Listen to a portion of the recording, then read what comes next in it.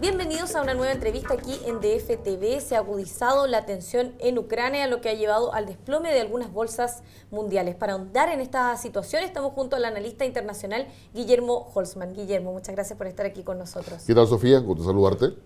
Ya lo sabemos, lo hemos visto en este último día. Lo que dice Ucrania es que hay vehículos blindados rusos cerca de Crimea. ¿Cuáles son las proyecciones que hay en torno a esta tensión geopolítica? Probablemente, si uno quiere hacer un análisis, debemos decir que lo que pasa en Crimea es la guinda de la torta. ¿Por qué la guinda de la torta? Porque tenemos ya una situación bastante compleja con China en términos económicos, sí, en términos de su relación con los vecinos.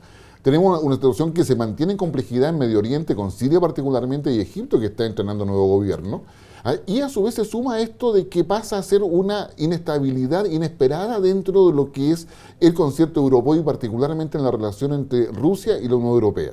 Y esto tiene un nombre que es Ucrania, que viene ya con problemas de noviembre del año 2013, que finalmente termina con un gobierno que cae, digamos, estrepitosamente después, incluso de haber tratado de llegar a algún tipo de solución en la relación Rusia-Unión Europea. Recordemos que todo esto tiene que ver con un acuerdo de libre comercio, aquí va a firmar Ucrania con la Unión Europea, y que finalmente se interpone Rusia y termina con la renuncia del presidente ucraniano.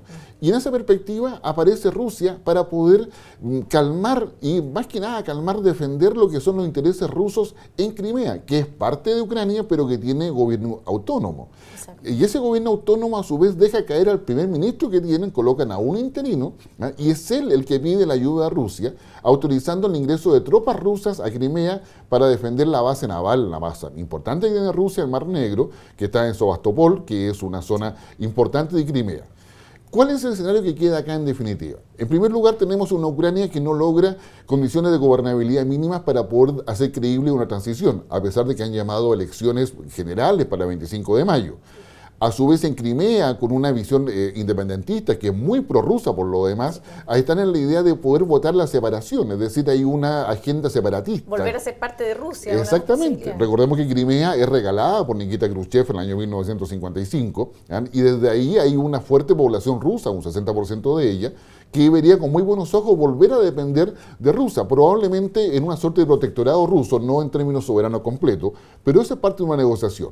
¿Cuál es el problema? De que hoy día tenemos dos cuestiones que son diferentes, pero que están complementarias y unidas indefectiblemente. Por un lado está a lo que aspira Putin y por otro lado, ¿qué es lo que va a suceder con el futuro político de Kiev, digamos? Exactamente. En consecuencia, este fin de semana y lo que va a quedar de este inicio de una nueva semana de marzo, está en que tanto la Unión Europea como Estados Unidos han conversado con Rusia y todo ha dado cuenta de que Rusia no se va a mover de Crimea y que solamente está cuidando sus intereses. Exacto.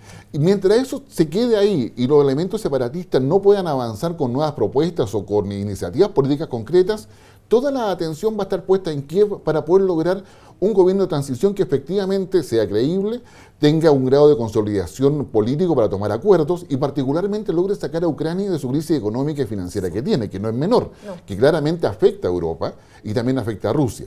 Hoy día, a nivel de actores internacionales, tanto Naciones Unidas, Unión Europea, OTAN y todos ellos están preocupados y saben de que ir a una guerra es prácticamente un desastre desde el punto de vista financiero, económico y también político, porque significaría no solamente dejar caer a Ucrania, sino que significaría un desastre financiero para Rusia, pero también para la construcción que Europa está haciendo de un euro mucho más potente, de poder salir de la crisis de la eurozona que conocimos ya en los años anteriores y poder consolidar un crecimiento que la Unión Europea espera con mucha expectativa que se vaya, ¿no es cierto?, digamos, estableciendo. Claro, porque además va muy lento, todavía no se ha consolidado el crecimiento económico de la zona euro, está recién como empezando, entonces para ellos no sería conveniente quizá un desplome de las bolsas en Ucrania y Rusia. Exacto. Ahora, dentro de lo que pasa en Ucrania y Crimea, hay que considerar de que al estar involucrado Rusia, también ahí está involucrada una visión geoestratégica respecto a los gasoductos y oleoductos que pasan por Ucrania, que pasan por Rusia,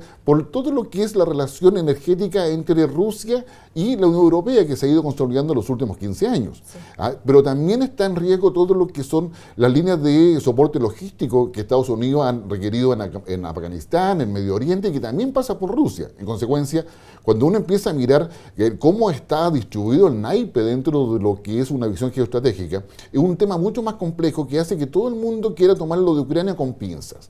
Nadie quiere entrar de lleno a una intervención directa.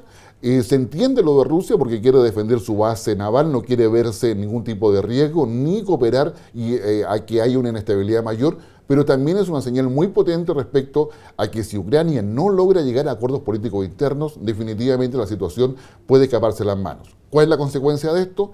Que a nivel político internacional hay una voluntad de poder buscar acuerdos y presionar para acuerdos, pero también desde el punto de vista económico-financiero es la posibilidad, y es lo que va a pasar esta semana, de que aparezcan los especuladores. No, claro.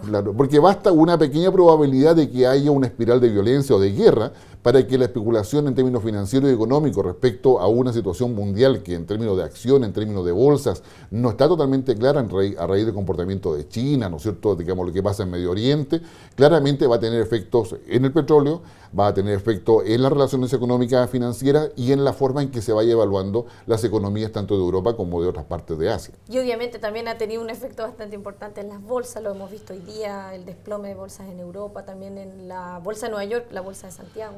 En general, cuando las bolsas tienen este tipo de desplome desde el punto de vista geopolítico, es una forma de presionar para que haya acuerdos políticos.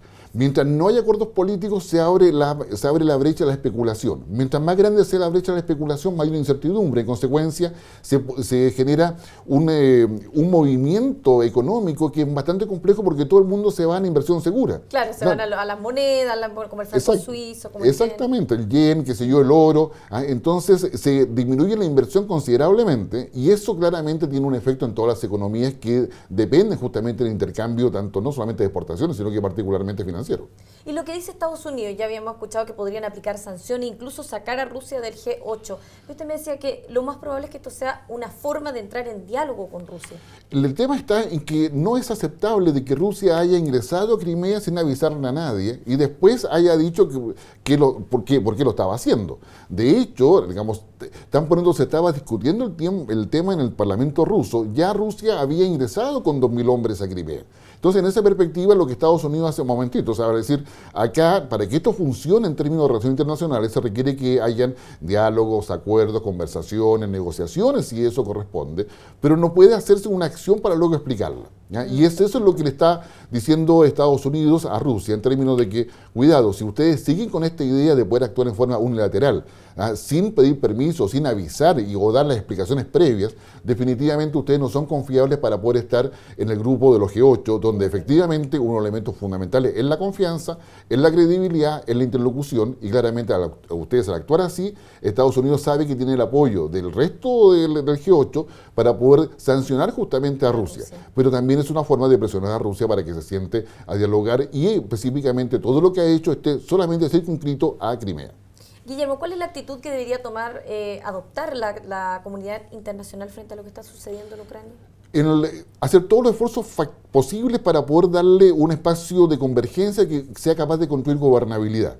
El tema para Chile, dicho sea de paso, no es menor porque Chile es parte del Consejo de Seguridad de Naciones Unidas. Okay. En consecuencia, desde la semana pasada, el Consejo de Seguridad ha estado reunido de emergencia, todos los asesores y los equipos están trabajando para poder buscar justamente una vía de solución. Y la vía de solución no es fácil porque la política en Ucrania está fragmentada, en consecuencia... Está muy dividido. Exactamente, entonces conseguir mayoría es bastante difícil, eso está llevando a que Ban Ki-moon se vaya a mover hacia Ucrania, hay un delegado especial de Estados Unidos, la Unión Europea a su vez también está haciendo un esfuerzo importante, y hoy día hay un esfuerzo y una voluntad para poder acercar posiciones, y eso significa no solamente el tema político, sino que es un poco presionar por lo siguiente. ¿Qué es lo que se busca?